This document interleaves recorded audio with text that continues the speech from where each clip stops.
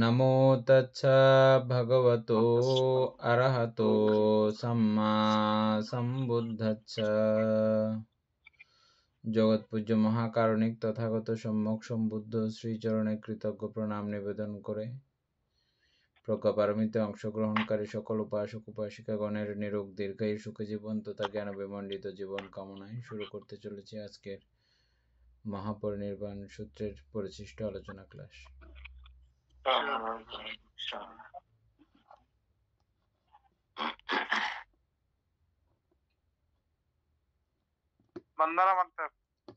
মাংস চক্ষু পড়া হয়ে গেছিল কালকে। মাংস চক্ষু তো ধর্মচক্ষু মাংস চক্ষু এগুলো তো সব শেষ না? হ্যাঁ বাদে আমাদের বলবো আজকে সুত্তে ওসারাত তাব্বনি সিকোসা, জ্ঞানের সহিত সূত্র অনুসরণ করা উচিত।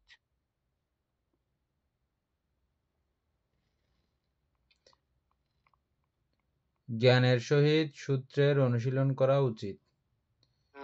জ্ঞানের সহিত সূত্রে এটা মানে কথাটা ছিল যে সূত্রে আসু এ তানি আসু এ তানি উষা ইয়ার আগে দুইটা শব্দ আছিল যে অর্থাৎ চারি মহাপদেশ, ওখানে লাস্টের দুইটা একটু আলোচনা হয় না মনে হয়।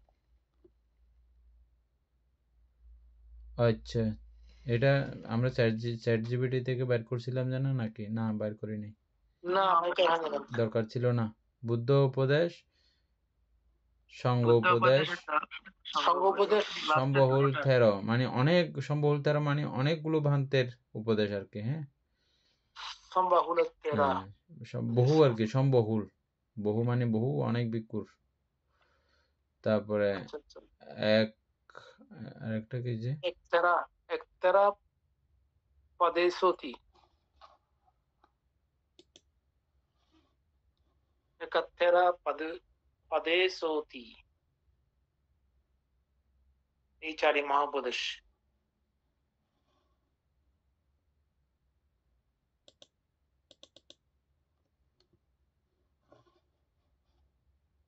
এটা মানে কি? একতারা মানে কি জানতে? একজন ভিক্ষুর মহাপদেশ নাকি? আচ্ছা, থেরো আর কি, যে কোনো একজন থেরোর উপদেশ আচ্ছা, এরকম হবে যে।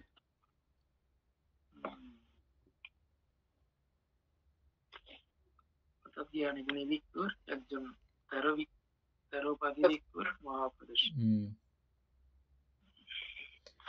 এই চারি মহাপদেশ কে একসঙ্গে মহাপদেশ মানে উপদেশ, মহাপদেশে মহাপদেশে। তো এই যে সঙ্গোপদেশ এবং সশল্য তেরা উপদেশ, এই দুটোটা তৈরি কি আপনার মানে সঙ্গ উপদেশ, সম্বহুল থেরো উপদেশ এটা একই। দুটোটা তো তৈরি আর কি, এটা বহুল ভিক্ষু, এটা তৈরি সঙ্গ আর কি। তাহলে দুটোটা তো মধ্যে পড়ে। হ্যাঁ,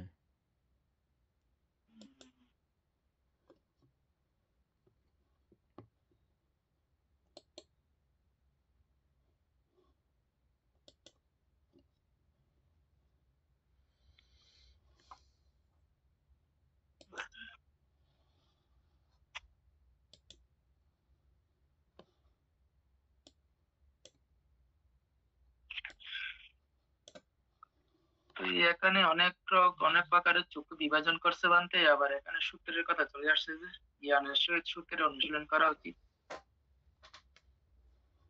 আচ্ছা, না এগুলো তো হচ্ছে যে আপনার ওখানে বিভিন্ন রকমের টিকা ছিল যেগুলো আমরা বুঝবো না, এটা এখানে ভেঙে ভেঙে ভেঙে ভেঙে সবগুলো ইয়া করছে যে। এখন বুঝছেন,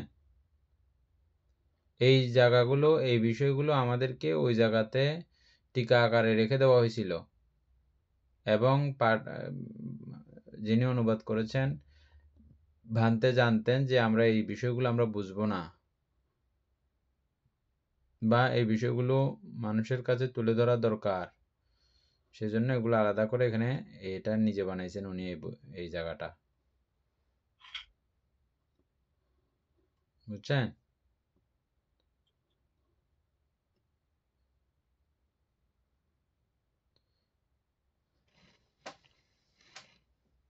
তারপরে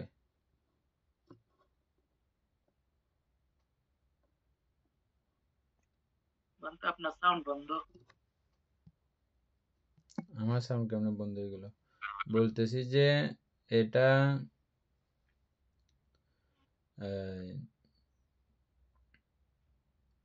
আমরা সূত্র পড়ার সময় অনেক বিষয় আছে এখানে সুন্দর করে আমরা বুঝি নাই। পালিতেও এরকম অনেকগুলো বিষয় আছে, পালিতে আমরা পড়িও নাই। এগুলো পালি থেকে কথাগুলো আসছে। ওখানে টিকা আকারে ছিল বিষয়টা। বানতে চিন্তা করছেন যে এই বিষয়গুলো আবার পুনরায় এখানে আলোচনা করা উচিত আলাদা করে। পুরো সূত্র থেকে, সূত্রের কথাগুলো থেকে সবগুলো যেগুলো আলোচনা করা দরকার বলে মনে করেছেন, এগুলো পুনরায় আবার আলোচনা করেছেন এখানে। বুঝছেন এখন? বান্তে, হ্যাঁ, বুদ্ধের চারি মহা উপদেশ, এটা চ্যাটজিপিটি বলতেছে 1 নাম্বার বুদ্ধ উপদেশ, সেটা হচ্ছে কি, যদি কোনো কথা শোনা যায় আর বলা হয় এই কথা তো স্বয়ং বুদ্ধ বলেছেন, এগুলো পড়বো মতো একটু করে। হ্যাঁ, পড়েন না। তখন তার সরাসরি গ্রহণ করতে হবে না, বরং তাকে ধর্ম ও বিনয়ের সঙ্গে মিলিয়ে দেখতে হবে। যদি সেই কথা ধর্ম ও বিনয়ের সঙ্গে মেলে তবে সেটি গ্রহণযোগ্য, যদি না মেলে তবে পরিত্যাজ্য। এটা হচ্ছে বুদ্ধ উপদেশ। আচ্ছা, 2 সাঙ্গা সামাত্তা, যেটা ওই সঙ্গ উপদেশ। এখানে বল সঙ্গের প্রবীণ ভিক্ষুর বাক্যে যাচাই। যদি কেউ বলে এই কথা প্রবীণ ভিক্ষুগণ বলেছে, তখনও সেটি যাচাই করতে হবে ধর্ম ও বিনয়ের সঙ্গে মিলিয়ে। মিলে গেলে গ্রহণ, না মিললে বর্জন।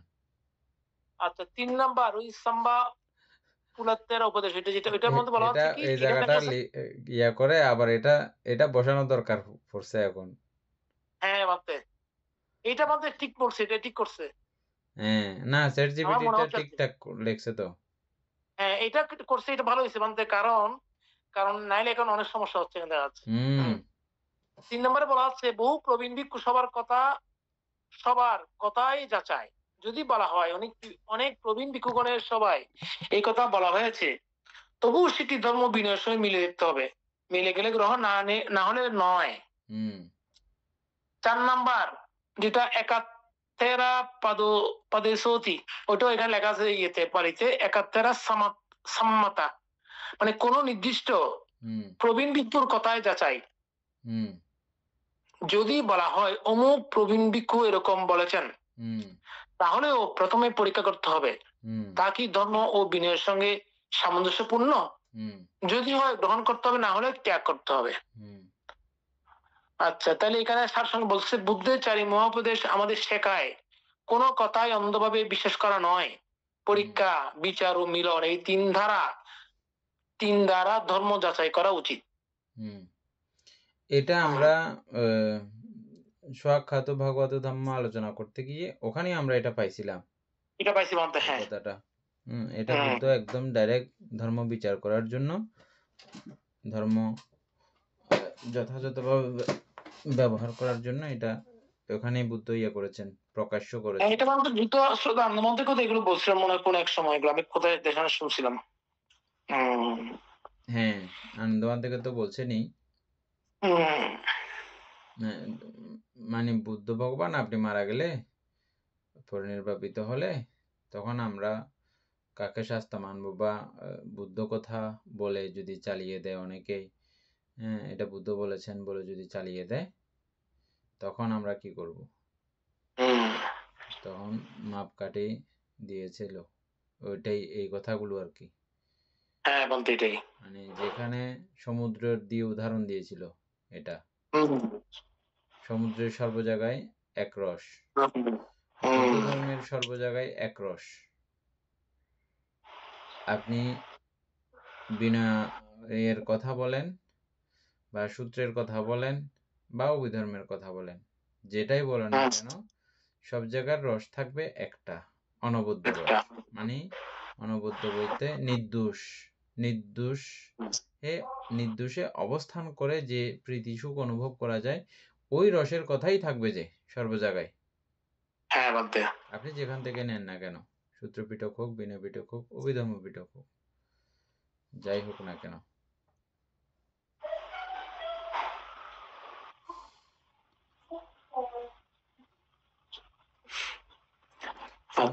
সম্যক দৃষ্টি কাকে বলে?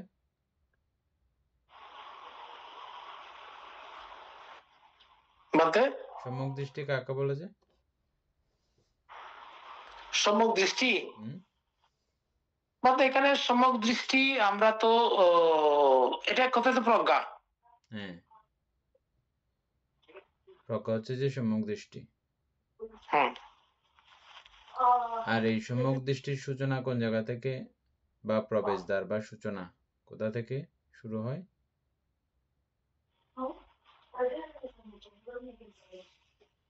এটা প্রবেশদ্বার শুরু হয়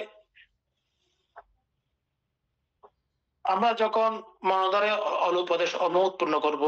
এটা আমরা আসলে বিভিন্নভাবে জেনেছি। এটা তো অনেক পরে আসবে যে অলৌপদেশ সমূহ। প্রথম সূচনা হবে যে এটার কর্ম এবং কর্মফলের প্রতি বিশ্বাস স্থাপন এবং জন্মান্তর বিশ্বাস স্থাপনের মধ্য দিয়ে আপনি এই জায়গাতে ঢুকতে পারবেন। না হলে জন্মান্তর বিশ্বাস না করলে এই জায়গাতে ঢুকা অসম্ভব না, ঢুকতে পারবেন না। এই যে পরবর্তীতে অনাত্মা আলোচনা করার জন্য আপনাকে ওই পরিবেশটা তৈরি করার জন্য ওখান দিয়ে ঢুকে আসতে হবে। সম্যক দৃষ্টি মূল গোড়া রয়ে গেছে ওখানে। এটা লোকীয় সম্যক দৃষ্টি, এই জন্য এটাকে বলা হয় প্রায় সম্যক দৃষ্টির লোকীয় অবস্থাকে ওটাই বলা হয়। আর লোকোত্তর সম্যক দৃষ্টি আমরা মূলত নরমালি কোথাও লেখা দেখতেও পাই না। এটা তো আমরা পড়তে পড়তে আমরা অটোমেটিক আবিষ্কৃত হয়েছে যে সম্যক দৃষ্টি আসলে কি। আমরা লেখা পাইছিলাম সম্যক দৃষ্টির কথাটা সরাসরি আমরা লেখা পাইছি যে কি কর্ম এবং কর্মফলের প্রতি বিশ্বাস এবং পরবর্তীতে গিয়ে ফাইনালি দুঃখে জ্ঞান, দুঃখ কারণে জ্ঞান, দুঃখ নিরোধে জ্ঞান, দুঃখ নিরোধের উপায়ে জ্ঞান, এই চারি জ্ঞানকে সম্যক দৃষ্টি বলা হয়।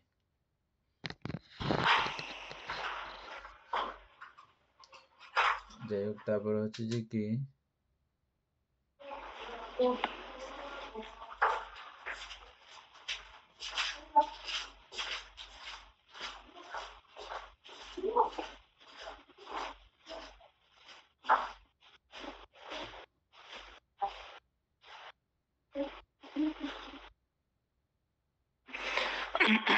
তারপর বলবো নাকি? হ্যাঁ, বিনয়ে সন্দেশে, বিনয়ে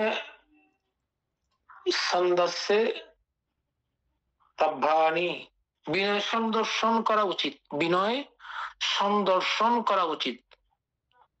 এই স্থলের সূত্র অর্থ পিটকে অর্থ না, এই স্থলের সূত্র অর্থ ত্রিপিটক বুদ্ধ বাক্য।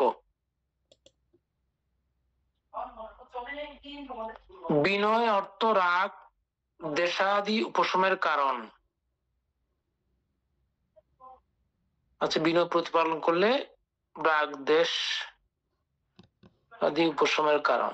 এই সেহেতু মহাপ্রজাপতি গৌতমীকে ভগবান বলিয়াছেন, গৌতমী তুমি যে ধর্মসমূহ জানিবে যে এই ধর্মসমূহ কামরাগ সংবর্ধন করিতেছে,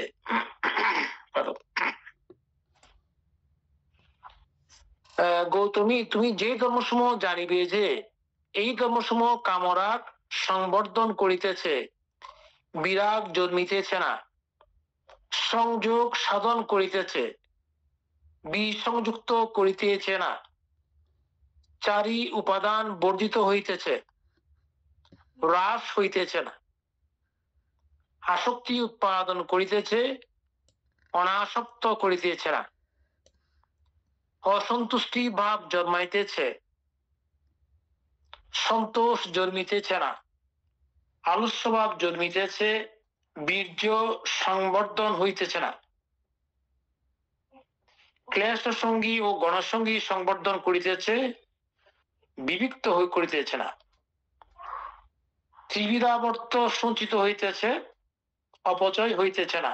গৌতমী নিশ্চয় জানিও যে ইহা ধর্ম নহে, ইহা বিনয় নহে, ইহা শাস্ত্রার শাসন নহে, তৎ বিপরীতই ধর্ম।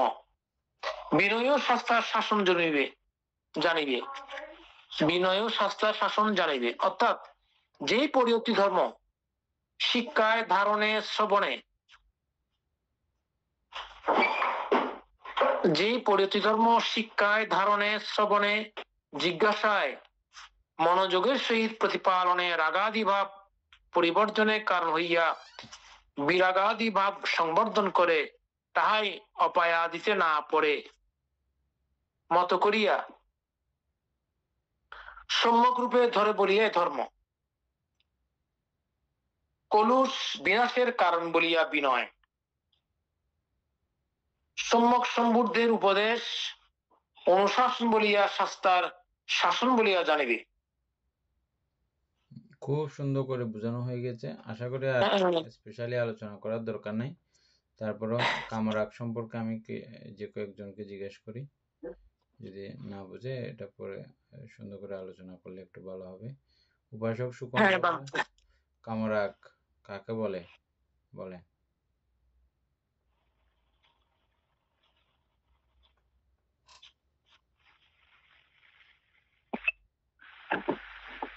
কামরাগ মানে হতে বলতে কাম লোভ আর কি, রাগ মানে তো আমরা লোভ বুঝি, তো এই কাম লোভ মানে অর্থাৎ কামনা বাসনা, অর্থাৎ আমরা তো এমনি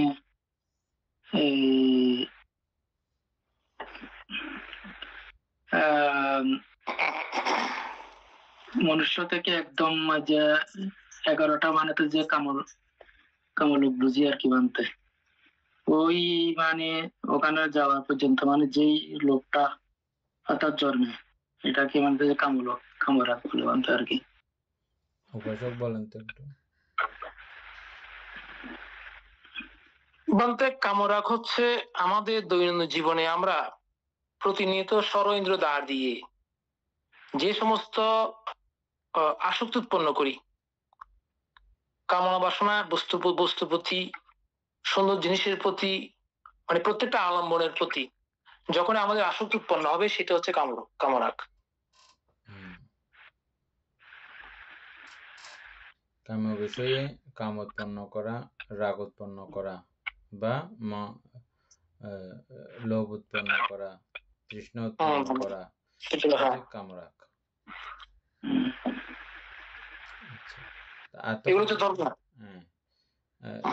এই মানে ধর্ম অনুশীলন করলে আপনাকে যা যা অনুশীলন করতে বলা হবে, এগুলো করলে এই কামরাগ উৎপন্ন হবে না, বরং কামরাগ যদি থাকে এটা প্রবীণ হওয়ার ব্যাপার থাকবে সেখানে, তাহলে সেটা বুদ্ধের ধর্ম বলে আপনি বুঝতে পারবেন, জানতে পারবেন। আর যদি দেখতেছেন যে না এটা কমতেছে না উল্টো বাড়তেছে, তাইলে বুঝতে হবে যে না এটা বুদ্ধ বলেননি।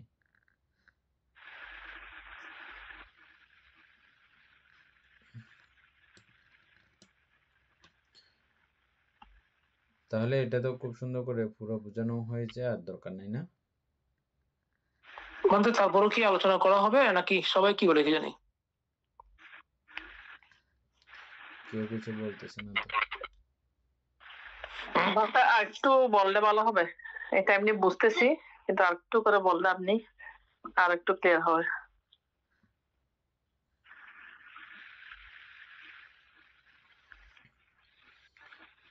বিনয় সন্দর্শন করা উচিত। সন্দর্শন বলতে মানে আমি এই জিনিসটা আচরণ করতেছি, এটা আমি পালন করতেছি, ওই বিনয়টা। এই বিনয়ের আচরণ করার কারণে আমার মানসিক অবস্থা কিরকম হচ্ছে, আমার কি লোভ বাড়তেছে না কমতেছে, মানে ওটা ট্রাই করা, ইয়া করা, এটাকে কি বলা হয়, এসআই করা আর কি। আচ্ছা, সন্দর্শন করা হচ্ছে, সন্দর্শন শব্দের অর্থ হচ্ছে যে এটা সন্দর্শন করা উচিত। এই স্থলে সূত্র অর্থ ত্রিপিটক বুদ্ধ বাক্য, এই স্থলে হচ্ছে যে সূত্র অর্থ হচ্ছে যে ত্রিপিটকের বুদ্ধ বাক্য।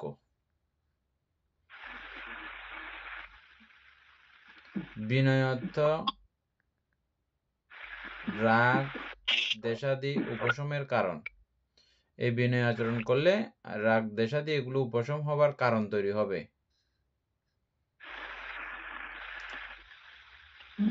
সেই হেতু মহাপ্রজাপতি গৌতমীকে ভগবান বলিয়াছেন, গৌতমী, তুমি যেই ধর্ম সমূহ জানিবে যে এই ধর্মসমূহ কামরাগ সংবর্ধন করিতেছে, মানে যেটা দেখতেছো যে কামরাগ বাড়াইতেছে, যেই বিষয়টা আচরণ করলে বিরাগ জন্মিতেছে না, বিরাগ মানে ওই বৈরাগ্যতা উৎপন্ন হচ্ছে না, বৈরাগ্যতা আসার কোনো ব্যাপার তৈরি হচ্ছে না,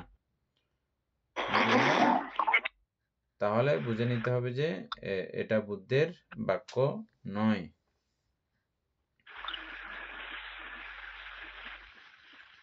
ওই কথাটাকেই পুরো জায়গাটাতে বোঝানো হয়েছে আর কি, অন্য তেমন একটা কথাই, একটা কথা সবগুলো মানে বুঝাইছে আর কি। হ্যাঁ, এটা আপনারা সবাই ভালো করে জানেন এখন।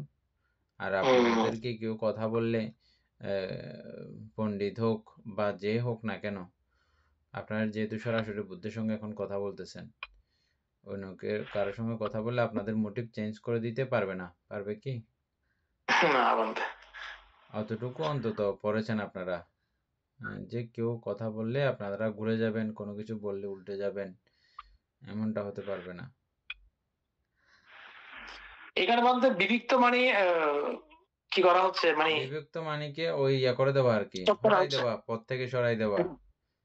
আমি যেটা বললাম এখন, অর্থাৎ আপনাদেরকে আপনারা যে পর্যন্ত এখন পড়েছেন, হ্যাঁ ঠিক, মানে এখান থেকে আপনাদেরকে সরাই দেওয়া, হ্যাঁ ঠিক আছে, হটিয়ে দেওয়া, ইয়া করা সম্ভব না।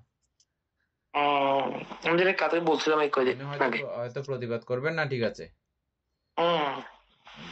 মানে হ্যাঁ প্রতিবাদ সবসময় করা উচিত না, যেখানে আপনার ইয়া পারবেন না, আপনি উল্টা আপনি শরম খেয়ে যাবেন, লজ্জা খেয়ে যাবেন, ওই জায়গাতে প্রতিবাদ করবেন না।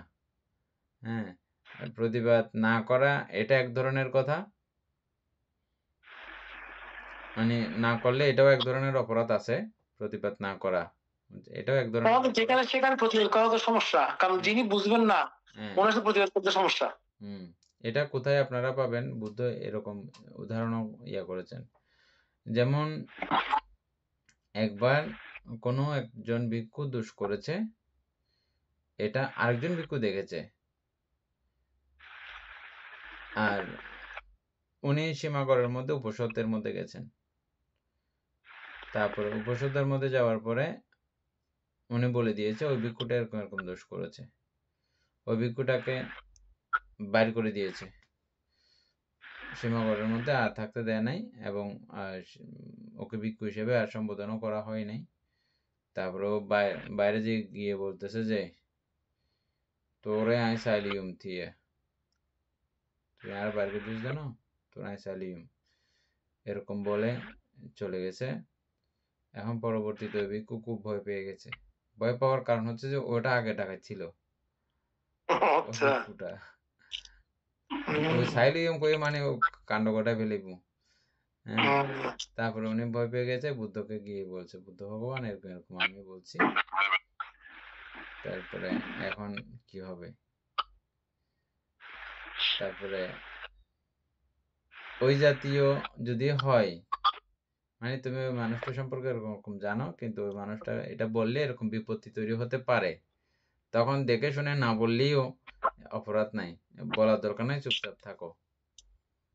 আচ্ছা, হ্যাঁ, এটা মানে আপনার উদাহরণটা বুঝাতে গিয়ে বলতেছি যে প্রতিবাদ করা দরকার, প্রয়োজন, উচিত, কিন্তু প্রতিবাদ করতে গিয়ে এটা সমাধান না হয়ে উল্টা যদি বিপরীত দিকে হাঁটা শুরু করবে, আপনি যদি জানেন, তাহলে ওই জায়গাতে চুপ থাকা ভালো।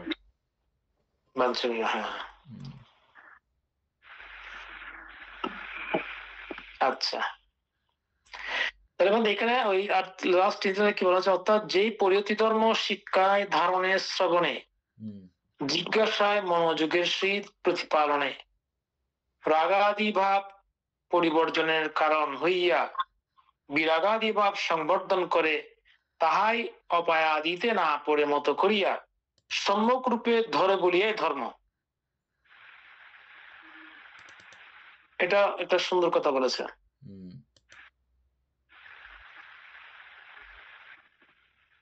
কলুষ বিনাশের কারণ বলিয়া বিনয়। কলুষ সম্যক মানতে কলুষ কাকে বলে?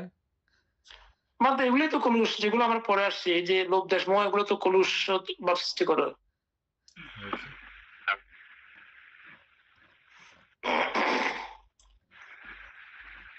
সম্যক সম্বন্ধের উপদেশ অনুশাসন বলিয়া শাস্ত্র শাসন বলিয়া জানিবে। আচ্ছা, এখানে একটা কথা বলেছে, উপদেশটা হচ্ছে অনুশাসন, এটি হচ্ছে বুদ্ধির শাসন। এই লাইনগুলো এখান থেকে আসছে। তাইলে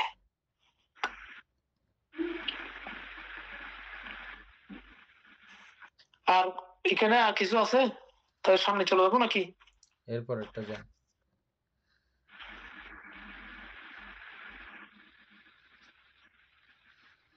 ইমাসমিন পানাটানে ইমাং পাকিন্নাকা বেদিতাব্বাং সূত্রে চাত্তারো মহা উপদেশা খন্দকে চাত্তারো মহা উপদেশা চাত্তারি পয়া ব্যাকরণী সূত্রাং পারিবদ্ধ করা। আচ্ছা আচ্ছা, মহাপদেশে এই প্রকীর্ণ ব্যবস্থা দৃষ্টি সূত্রে উক্ত চারি মহাপদেশ, খন্দকে উক্ত চারি মহাপদেশ, চারি প্রকার প্রশ্ন, ব্যাকরণ, সূত্র, সূত্রানুলুম, আচার্যবাদ, আত্মমত, তিনটা সংগীতি।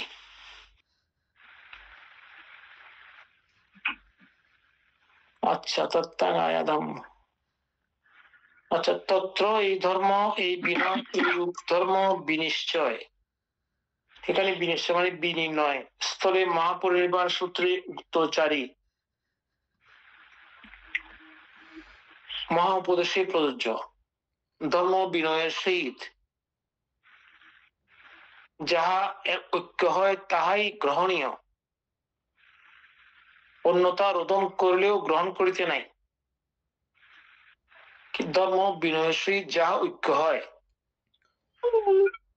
তাহাই গ্রহণীয়। তার মানে ঐক্য মানে এখানে যেটা মিল খায় সেটাই গ্রহণীয়, অন্যতা রোদন করিলেও গ্রহণ করিতে নাই। মানে কান্দি কান্দি বুঝাইলি তা গ্রহণ করতে কান্ত মেশিন নিতে হবে। হ্যাঁ, সেটা তো আমরা পড়ে জেনে আসছি একটু আগে। ওগুলোকে তাহলে আমরা কিন্তু ব্যাপক করতেছে যে আজকে বলতে কয়েকটা লাইন যেগুলো জানলাম, এটা দিয়ে আমরা যে বিতর্ক কতগুলো উৎপন্ন হয়েছে এটা কেটে গেছে। এই জন্য বুদ্ধ ভগবান গুরু যারা হন তাদের প্রতি বুদ্ধের উপদেশ যে হে ভিক্ষুবৃন্দ, তোমরা যখন স্থবির হও,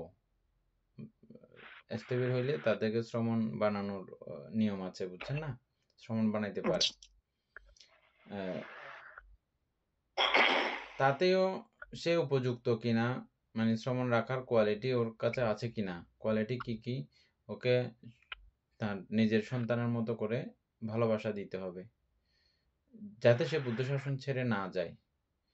এবং অনুশাসন, যেটা প্রত্যেকটা ধর্ম বিনয় তাকে উত্তম রূপে শিক্ষা দেওয়া এবং পালন করার জন্য উজ্জীবিত করা। এটা পালন করলে, মানে যেরকম আমরা ছোট বাচ্চাদেরকে মজার মজার জিনিস গল্প বলে বলে খাওয়াই, এটা খুব ভালো, এটা খালি এমন হয়, ব্রেন ভালো হয়, এটা ভালো হয়, কত কিছু অভিনয় করে করে তাদেরকে খাওয়াইতে হয় না? ঠিক ওইভাবে নানান কিছু উপমা যুক্তি সাপেক্ষে এই শীলের বর্ণনা এমন ভাবে বলতে হবে যে মানে ও শীল পালন করতে বাধ্য, নিজে নিজে উৎসাহিত হয়ে যাবে। হ্যাঁ, ওই রকম কোয়ালিটি থাকতে হবে, মানে শ্রমণ করাইলেও হয়ে যাবে না। 10 বর্ষা হইলেও ওই রকম কোয়ালিটি গুলো না থাকলে উনি শ্রমণ করাইতে পারেন না, বুঝছেন? তারপরে শ্রমণ সঙ্গে রাখতেও পারেন না, 10 বর্ষা না হলে শ্রমণ সঙ্গে রাখা যায় না, নিয়ম নাই। 10 বর্ষা বাস হতেই হবে। হইলেও এই কোয়ালিটিগুলো যদি না থাকে, ধর্ম শিক্ষা দেওয়ার, বিনয় শিক্ষা দেওয়ার, ধ্যান শিক্ষা দেওয়ার কোয়ালিটি না থাকলে ওনার সঙ্গে থাকার রাইট নেই, অধিকার নেই। আচ্ছা, অনেক সময় 10 বছর নিচেও যদি হয়, কিন্তু 10 বছর আগেও অনেকেই এরকম খুব পাকাপোক্ত হয়ে যায়, ধর্মে খুব দৃঢ় হয়, খুব স্থির হয় এবং খুব অবিরমিত। ওইরকম যদি হয়, ওনাকে যদি কোনো বড় স্থবির ভান্তে গ্রহণযোগ্য ব্যক্তিত্ব ভিক্ষু যদি বলেন যে কি হ্যাঁ তুমি শ্রমণ করাইতেও পারবে, রাখতেও পারবে, এই ক্ষেত্রেও এটা আছে, রাখতে বললে এরকম পারে, মানে কে বলতেছে ওটার উপরে নির্ভর করবে। আচ্ছা, ওনাকে পরীক্ষা নিরীক্ষা করে এটা বলবে আর কি, এটা পারে। আমি যেটা চাচ্ছিলাম সেটা ভুলে গেছি, বলতে চাচ্ছি যে এই শিক্ষাগুলো দেওয়ার সময় একদম প্রাণ খুলে দিবা। মুষ্টিবদ্ধ যেটা বুদ্ধ যেটা করেন নাই, এবং আমি চাই যে আমার শিষ্যরা তোমরা কেউ এরকম করবে না, মুষ্টিবদ্ধ রাখবে না। মুষ্টিবদ্ধ হচ্ছে যে কিছু শিখাইয়ে ওই জিনিসটা আমি শিখাবো না, ওটা একটু করে গোপন রেখে দেব, মানে যেটা অন্যান্য গুরুদের মধ্যে এবং ওস্তাদদের মধ্যে এবং বিভিন্ন আরো বিভিন্ন বিদ্যাশাস্ত্র শিক্ষার মধ্যে কিছু বিষয় শিখায় না, এটা গোপন রেখে দেয়, মুষ্টিবদ্ধ তা বলা হয় আর কি এটাকে।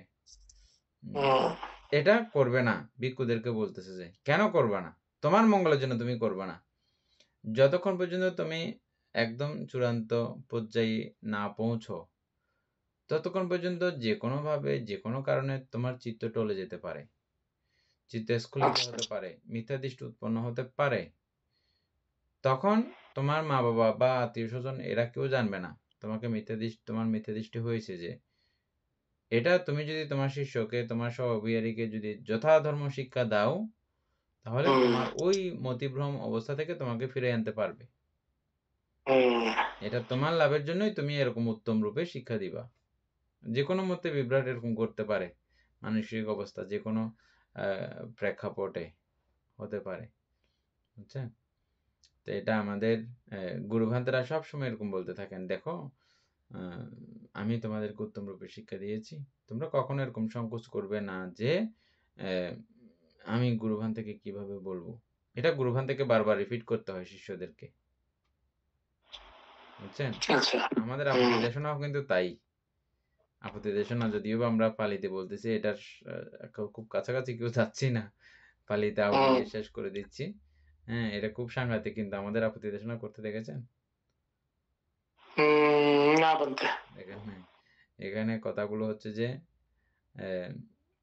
বাংলায় বলছিল মনে হয় এক সময় নাকি, আমি বলছিলাম প্রবারণার কথাগুলোর মতো আর কি।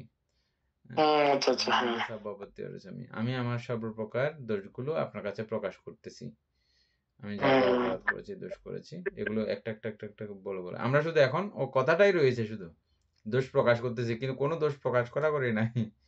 হ্যাঁ, মানে এখানে আপনি যেটা বলছেন সেটা আমি কয়েক দশকের মধ্যে অনেক আগে মনে শুনছিলাম যে কি বুদ্ধ নাকি এটা প্রথম শুরু করে দেখাইছেন, বুদ্ধ এরকম দোষ স্বীকার করেছেন প্রথমে।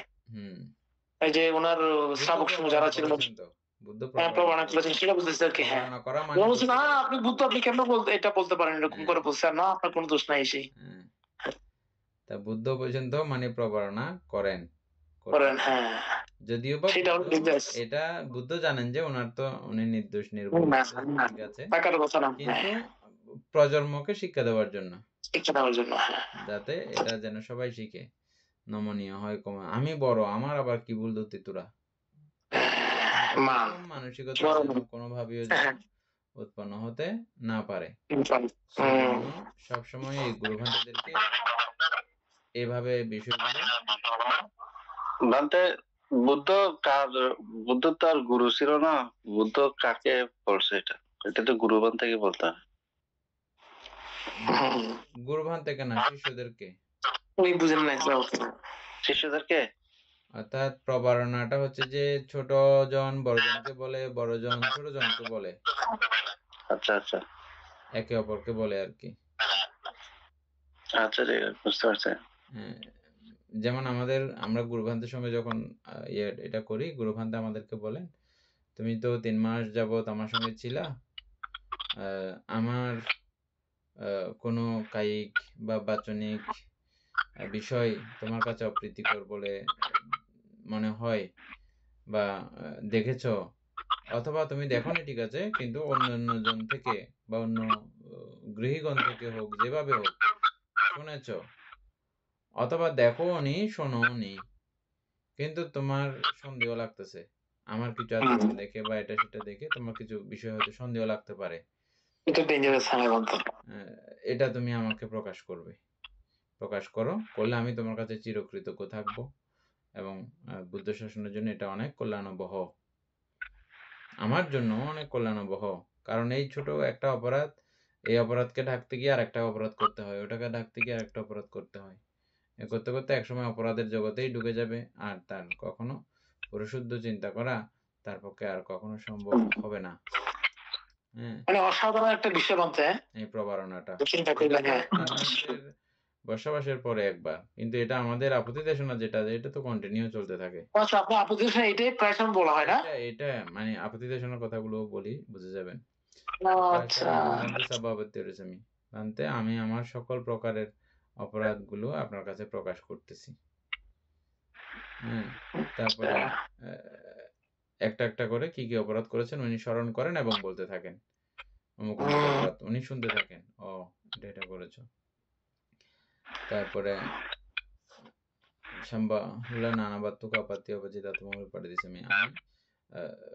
অনেকগুলো, এগুলো নাম না বলে এখন এটা সংক্ষিপ্ত আকার বানিয়ে ফেলছে, ওটা ওটা ওটা ওটা আমি দোষ করেছি।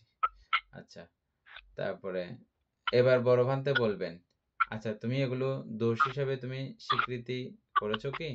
দোষ যে, এটা কি তুমি আসলে মেনে নিয়েছো? এটা যে ভুল করেছো, অপরাধ করেছো, অন্যায় করেছো, এটা কি তুমি বুঝতে পেরেছো? বলছে, হ্যাঁ ভান্তে, আমি এটা বুঝতে পেরেছি এবং আমি এটার জন্য খুবই অনুতপ্ত। তুমি কি ভবিষ্যতে এটা করবে না বলে এরকম মানে মানসিক স্থির করেছো? করবে না এরকম সিদ্ধান্তে উপনীত হয়েছো? বড় ভান্তে জিজ্ঞেস করবেন। বলছে, হ্যাঁ আমি আর এটা করব না, এরকম একটা সিদ্ধান্ত আমি গ্রহণ করেছি। ও, তাহলে তো খুব ভালো, সাধু সাধু, তাহলে খুব ভালো সাধু, ঠিক আছে, অবশ্যই ঠিক আছে, তুমি তো তোমার দোষ সুন্দর করে প্রকাশ করেছো এবং এটার জন্য প্রতিকারের ব্যবস্থাও তুমি করেছো। আমিও এরকম, যেহেতু আমরা পৃথকজন, এই ক্ষেত্রে আরো কথা আছে, পৃথকজন অরহতরাও আপত্তি দেশনা করেন, অরহতদেরও আপত্তি হয়, বুঝছেন? বিনয় বিধান যেটা আছে, বিনয়ের অনেকগুলো বিষয় আছে, এগুলো আপত্তি হয়, অরহতরা হয়। হ্যাঁ, কর্ম হবে না, এমনি অপরাধ আছে, অপরাধের কোন এরকম মানে কর্মের কোনো ব্যাপার নাই আর কি। তারপরে বড় ভান্তেও এরকম করে ওনার দোষ প্রকাশ করবেন, ছোট ভান্তে বলবেন, ভান্তে আপনি কি এগুলোকে দোষ হিসেবে দেখতেছেন? হ্যাঁ, আমি এগুলোকে দোষ হিসেবে দেখতেছি। ভান্তে আপনি কি এগুলো করতে রাজি আছেন, মানে প্রতিকার করার জন্য, বা আর করবেন না এরকম সিদ্ধান্তে পৌঁছেন? হ্যাঁ, আমি এগুলো আর করব না বলে আমি করেছি, এবং এগুলোর কি এই অপরাধের এই সমস্যার যে শাস্তি বা বিঘাত বা তৈরি হবে, এটাকে আপনি বুঝতে পারেন? মানে এই যে আপনি অপরাধ করেছেন, এটার কারণে আপনার এরকম ক্ষতি হবে, শাসনিক এরকম ক্ষতি হবে, পরিবেশের এরকম ক্ষতি হবে, এগুলোকে আপনি সবগুলো দেখতে পান, বুঝতে পারেন? ব্যাপক, মানে এটার ব্যাপক আলোচনা আমরা খুব সংক্ষেপে শর্টকাটে বলি, কিন্তু এটার অর্থ কিন্তু ব্যাপক এবং সুবিশাল, বুঝতে পারছেন? আমি এগুলো সব দেখতে পারি, বুঝতে পারি। তো এটা দেখে বুঝে আপনি কি এটা না করার জন্য সিদ্ধান্ত নিয়েছেন, না আর করবেন না এরকম কি আপনি ভেবেছেন? হ্যাঁ, আমি এটা আর করব না বলে আমি সিদ্ধান্ত নিয়েছি, ভেবেছি আর করব না। ও ভান্তে, তাহলে তো খুব উত্তম, খুব সাধু সাধু সাধু। হ্যাঁ, এটা বলে এরপরে আবার বলবেন, ভান্তে আমি আসলে আপনার সঙ্গে ওভাবে আপনাকে শাসনিক কথা বলতে গিয়ে, বারণিক কথা বলতে গিয়ে এই বিষয়ে এভাবে একটা শাসন করার মতো হয়ে গেছে বিষয়টা, এটাও আমি নিজেকে আবার শঙ্কিত মনে করতেছি, এবং এটা আমার অপরাধ বোধ কাজ করতেছে, এটার জন্য আমি আবার আপনার কাছে এটার জন্য করতেছি। হচ্ছে এরকমও কি তোমার মনে হয়? মানে মানে আমাকে শাসন করেছো বলে তোমার এরকম মনে হচ্ছে কি? বলছে হ্যাঁ বান্তে। ও তাহলে ঠিক আছে, এটা প্রকাশ করেছে ওই দোষটা। ঠিক আছে, আমি ইয়ে করলাম, ওটা দোষী বলে যেহেতু দেখেছো, ভবিষ্যতে আর করবে না। ওভাবে একটা ইয়ে করার মাধ্যমে এটা, এই কথার মাধ্যমে পুরো আপত্তি দেশনাটা শেষ হয়। বাদে হুম, আমার এই ক্ষুদ্র জ্ঞান আমি যেটা বুঝতে পারলাম, এটা করতে হলে, এটা বুঝতে হলে জাগ্রত থাকতে হয় সারাদিনের। অবশ্যই অবশ্যই। তা না হলে সারাদিনে এটা বুঝতে জাগ্রত পারার না কোনো থাকলে, অবস্থা নাই। জাগ্রত তো অবশ্যই থাকতে হবে। ভিক্ষুদের কাজই হচ্ছে যে জাগ্রত থাকা। জাগ্রত মানে স্মৃতিমান থাকা, এ টু জেড হুম, পর্যন্ত স্মৃতিমান থাকা। আর জাগ্রত ছিলেন বলেই তো উনি সামান্য, না হলে পানি, বালতি দিয়ে পানি ধরছে যে, মানে পা দিয়ে বালতি ধরছে যে, হুম, বা মানে কি দোষ করছে এটা বাইর করে ফেলছে না, সারাদিনের স্মৃতিচারণ করে আমি আজকে কি দোষ করছি নাকি এরকম। ওহো, দেখতেছি এরকম একটা আমি ঘটনা ঘটাইছি। ওটা চিন্তা করতে করতে চিত্ত সংযত হয়েছে এবং চিত্ত একাগ্র হয়েছে। চিত্ত একাগ্র হয়ে, এই চিত্ত একাগ্র হইলে মানে যদি আপনি কোয়ালিটিটা যদি জানেন, ধর্ম কোয়ালিটি, ধর্ম লাভের রাস্তা পথ এগুলো যদি জানেন, যারা অভিধর্ম জেনে রাখে তাদের এটাই লাভ। কখনো তারা যদি চিত্ত একাগ্র হয় ওটার জন্য অপেক্ষা করে বসে থাকেন। আচ্ছা আমি আচ্ছা। আপনাদেরকে এই গল্পটা বলছিলাম একবার, আমাদের ওই ইয়ার মানে ফানি সোয়ানির গল্প থেকে, ফানি সোয়ানির গল্প, পানি ছুঁয়ে দেওয়া বৈদ্যালিক কর্মকাণ্ড। এটা ও এটা আচ্ছা বৌদ্ধ ভিক্ষুরা করতে পারে না। বৈদ্যালি আচ্ছা। জাতীয় যদি কোনো কর্মকাণ্ড হয়, এটা যদি হুম, মানুষের মনে একটুও যদি এরকম ঢুকে যায় যে হয়, মানে এরকম এটা দ্বারা এরকম কিছু হয়ে যেতে পারে, হ্যাঁ, হুম, যদি ঢুকে যায় তাহলে এটা কিন্তু ভিক্ষুদের অপরাধ আছে। হ্যাঁ, ও আচ্ছা। বান্তে বৈদ্যালিক কোনো কর্মকাণ্ড ভিক্ষুরা করতে পারে না, নিয়ম নেই। হ্যাঁ, কি হুম, বান্তে বলছেন উপাসক? হ্যাঁ বলেন। একজন মনে করেন উনি অপরাধ করছে উনি জানেন, হুম কিন্তু দেশনের সময় উনি ওনার অপরাধটা বলে নাই, হুম আমি এ করছি, কিন্তু এটা ওর মনে মনে আছে, হুম। না বলে তখন কি হবে? ও আপত্তি দেশনা হবে না তো। যে কারণে উনি আপত্তি দেশনা করতেছেন, আপত্তি দেশনা করা মানে নিজে ফ্রেশ হওয়া, পরিশুদ্ধ হওয়া এবং নিজেকে হালকা করা। এটা অপরের কাছে যখন দোষ প্রকাশ করে ফেলে, ও এও মুখ দোষটা করে, তখন সহবিহারী যারা থাকবে, সঙ্গে যারা থাকবে তারাও একটা কেয়ারফুল থাকবে, ও এই জিনিসটা করে। হ্যাঁ, তারপর আর তাছাড়া আমি একটা যে দোষ করেছি ওটা আমি যখন কাউকে প্রকাশ করে দেব, বলে দেব, এরপরে থেকে অবশ্যই আমি ইয়ে করব না। আর এটা যদি অবশ্যই প্রকাশ না করলে এটা আপত্তি দেশনা করা হয়ও না, এটা বেড়ে যাবে। বেড়েও যাবে এবং এটা হুম, বেড়ে একসময় ফেটে যাবে। আমাদের যেরকম হুম, ফোঁড়া চিকিৎসা না করলে যেমন একসময় ফোঁড়াটা ফেটে ক্যান্সার হয়ে যায়, এরকমও হবে। হুম।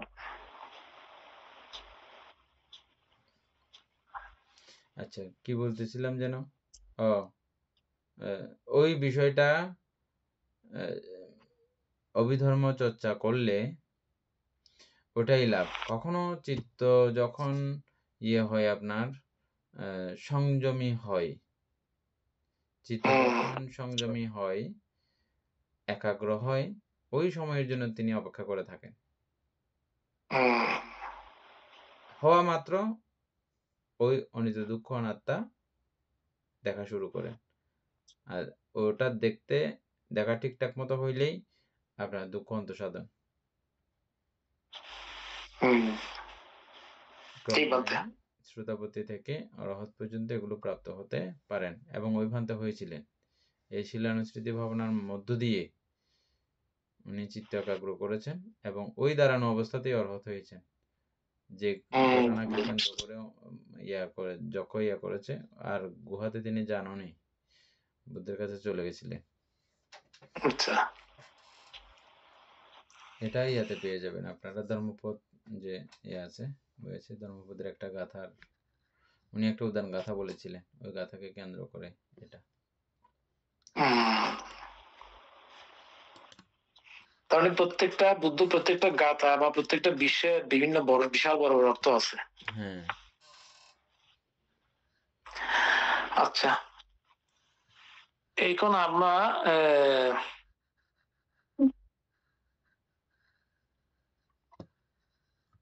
তত্র এই ধর্ম, এই বিনয়, এই রূপ ধর্ম বিনিশ্চয় স্থলে মহাপরিবেশ সূত্রে মহাপদেশে প্রযোজ্য। আচ্ছা, যেটা বলতে চাইছিলাম ভুলে গেছি আবার। এই আপত্তি দেশনাটা পরিবারের মধ্যেও আপনারা করতে পারেন, এটা বলতে চাইছিলাম। যে এটা তো আমি ভিক্ষুদের সাইডটা বলছি, পরিবারের মধ্যেও এটা করা যায়। সবসময় ভুল স্বীকার করা।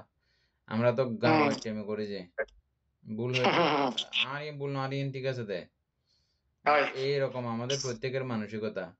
অথচ ভেবে দেখি না, চিন্তা করে দেখি, হ্যাঁ পরবর্তী আমি বুঝিও আসলে জিনিসটা বলছিলাম, আমি বলেছি, কিন্তু এটা হইলেও বুঝলেও স্বীকার করতে চায় না, মানের জন্য যায় না, বুঝছেন? এটা হইলে পরিবারে কখনো সুখ শান্তি স্বস্তি পাওয়া যায় না।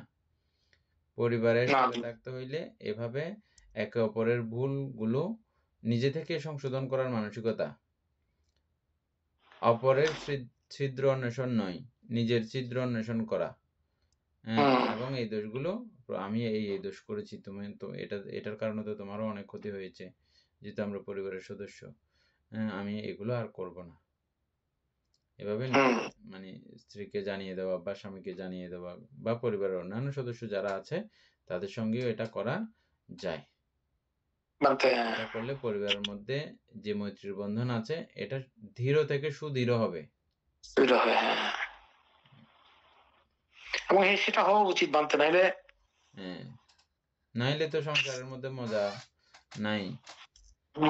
সংসারে শুধু কামনাই সবকিছু না, শুধু কামনা দিয়ে সংসার থাকতো না, এখানে মৈত্রী প্রীতির নিবিড় এক বন্ধনের ব্যাপার রয়েছে। আর ওটাকে অটুট রাখতে হইলে, সজীব আরো সমৃদ্ধ রাখতে হইলে এই বিষয়গুলো আমাদেরকে চর্চা করতে হবে। আমাদের ভিক্ষুদের মধ্যে কেন থাকতে পারে, বড় বড় বিহারের মধ্যে শত শত ভিক্ষু শ্রমণ একসঙ্গে এখনো আছে, হাজার হাজার ভিক্ষু থাকে, যে এরকম বিহারও এখনো আছে এই সিস্টেমগুলোর কারণে।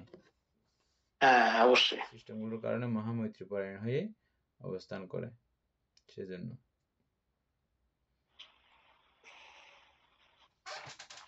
তারপরে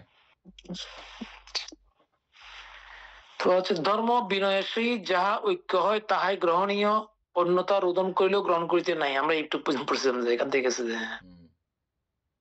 আচ্ছা, তাহলে সুন্দর একটা বিষয় আমরা জানলাম। ইদাং কাপ্পাতি ইদাং না কাপ্পাতি। আচ্ছা, পারি না বাংলা পড়তেছিলাম, তাই অনেক লম্বা দিকে। হ্যাঁ, ইহা কপ্পীয় উপযুক্ত, ইহা অকপ্পীয় অনুপযুক্ত। এইরূপ কপ্পীয় অকপ্পীয় বিনির্ণয় স্থলে, কপ্পীয় অকপ্পীয় বিনির্ণয় স্থলে ভিক্ষুগণ, যাহা আমি অকপ্পীয় বলিয়া প্রত্যাখ্যান করি নাই, তাহা যদি অকপ্পীয়ের অনুরূপ হয়, কপ্পীয়ের প্রতিবন্ধক হয়, তাও তোমাদের কপ্পীয় নহে।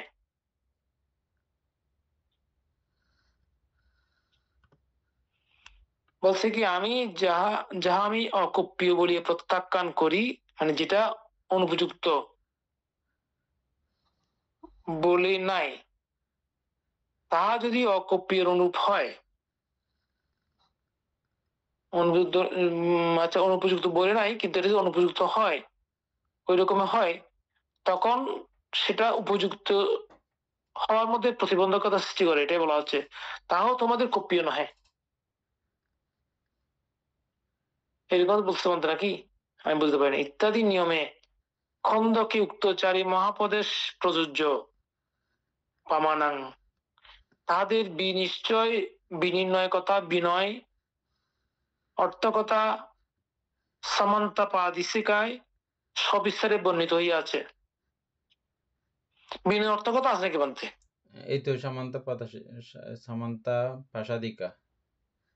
পাশাদিকা এটা? আচ্ছা, এটা হচ্ছে যে এটা আপনি ইয়াতে ইংরেজিতে তো আছেই, আছে না? আচ্ছা, বাংলা বেরোয় নাকি বিনয় অর্থকথা?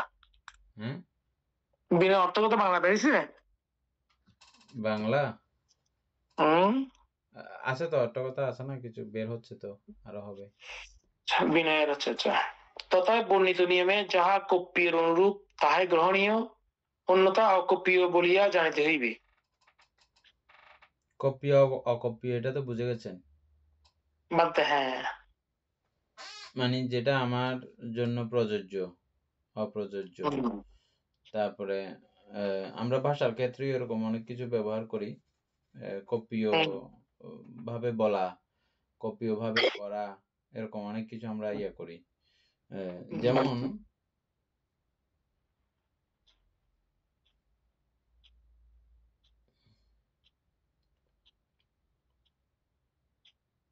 আমার একটা মনে করেন পানির কুয়া লাগবে।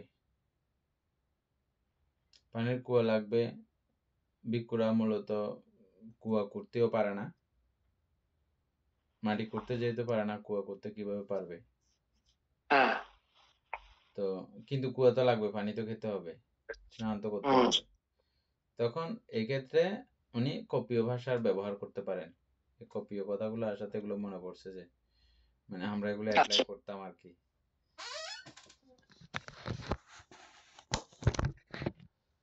তো আমরা উপাসক উপাসিকাকে এগুলো শেখানোর জন্য অনেক মানে তাদেরকে দেশনা করতে হয়েছে কপিয় ভাষা যাতে বুঝে। আচ্ছা। কপিয় ভাষা বোঝানোর জন্য মানে ট্রেনিং দিতে হয় এলাকার মধ্যে। এটা নিয়ে নাহলে মাত্র শুনছিলাম তো কখন জানি, তারপর বুঝতে পারিনি, এখন ক্লিয়ার হয়েছে যে হ্যাঁ, কপিয় ভাষা খুব হচ্ছে যে প্রিয় শব্দ, এরকম, প্রিয় শব্দ না। উপাসক আমাদের আসলে পানির জন্য অসুবিধা হচ্ছে, ওইখানে দূরে আছে কুয়াটা, ওখানে যাইতেও আমাদের অনেক সময় চলে যায় এবং পথের মধ্যে নানা সমস্যা আছে। এখানে একটা সুব্যবস্থা থাকলে ভালো ছিল, আমাদের আশেপাশে একটা কুয়া থাকলে ভালো ছিল। ওইরকম পর্যন্ত এটা কপিয় ভাষা। তখন ওই দায়কে বুঝে নিতে হবে যে ভান্তেকে একটা কুয়া দান করলে খুব ভালো হয়, দান করে দিলে ইয়া করে দিলে একটা ভালো হবে। তো ওটা উত্তর পর্যন্ত হচ্ছে কপিয় ভাষা। এখানে এই জায়গাতে একটা কুয়া করে দিন, এটাও কপিয় হয়ে গেছে। এটা খুব ইয়ে আছে, ভালো হয় ইনডাইরেক্টলি বলা আর কি এখানে। ইনডাইরেক্টলি ভাবে। হুম, ভালো হয় ওরকম বললে, মানে এটা এদূর পর্যন্ত মানে সীমানা দিয়েছেন আর কি, যেটা অতি প্রয়োজনীয়, অতি ওটার জন্য। প্রয়োজনীয় তখন এটা। তারপরে কুটিরের ক্ষেত্রেও অতি প্রয়োজনীয়, যখন চারি হাত কুটির, এটা হচ্ছে যে স্বাভাবিক নিয়ম। কিন্তু যখন ছোট জাস্ট বসার মতো, শোয়ার মতো জায়গা নিজে বানাইতে পারে না, আচ্ছা, বসার মতো যদি জায়গা হয়, মানে শুধু বসবে, বসে ধ্যান করবে, অতটুকু কেউ বানাই দিচ্ছে না, মানে বসবাসের সময় এসে গেছে। ৩ মাস ছাড়া বাকি ১২ মাস, না ১২ মাস থেকে ৩ মাস গেলে ৯ মাস, ৯ মাস ভিক্ষুরা ইয়েতে থাকতে পারে, খোলা আকাশের নিচে থাকতে পারবে। কিন্তু বর্ষাকালের ৩ মাস অবশ্যই ইয়েতে থাকতে হবে, এটা বিনয়ের অন্তর্গত। বর্ষাবাসের ৩ মাস বাইরে থাকা যাবে না। হ্যাঁ, আচ্ছা, অর্থাৎ বৃষ্টি যাতে না পড়ে, বৃষ্টি পড়ে মরে যাইলে এটা আরো বিঘাত বেশি হয়ে গেল। আমরা অনেক সময় দেখার জন্য বৃষ্টিতে ভিজে ভিজে আসি, বসে আছি মানুষের ইয়ে পাওয়ার জন্য, জনপ্রিয়তা পাওয়ার জন্য। হ্যাঁ, এরকমটা আমরা দেখি অনেক সময়। এটা একেবারে অনুচিত। এটা জানেই না যে মানে এই গভীর পর্যন্ত এগুলো পড়াশোনা পর্যন্ত নাই, যে এই জিনিসটা করাও যায় না, থাকাও যায় না। এটার জন্য প্রয়োজনে নিজেও কুটির বানাইতে হবে। এমনি মাটি খোঁড়া যায় না বলছি না, কিন্তু ওইরকম প্রয়োজন যখন উৎপন্ন হয়, মানে কেউ বানাই দিচ্ছে না, আমার ফার্মে পুণ্য বাক্য নাই, তো নিজে হইলেও এই জিনিসটা বানাই নিতে হয়, এবং ওইটা বানাইতে গিয়ে ওনার কোনো আপত্তি হয় না। আচ্ছা, আচ্ছা। এমনি নর্মালি কিন্তু মাটি করতে পারে না বললাম এখন, আবার এই রকম প্রয়োজনে যখন মাটি করবে তখন আপত্তি হয় না, বানাইতে পারে। আচ্ছা, আচ্ছা। তার মানে ৩ মাস এটা এতে থাকতে হবে, ছাদের নিচে। আচ্ছা, মানে বৃষ্টি না পড়ার মতো জায়গায়।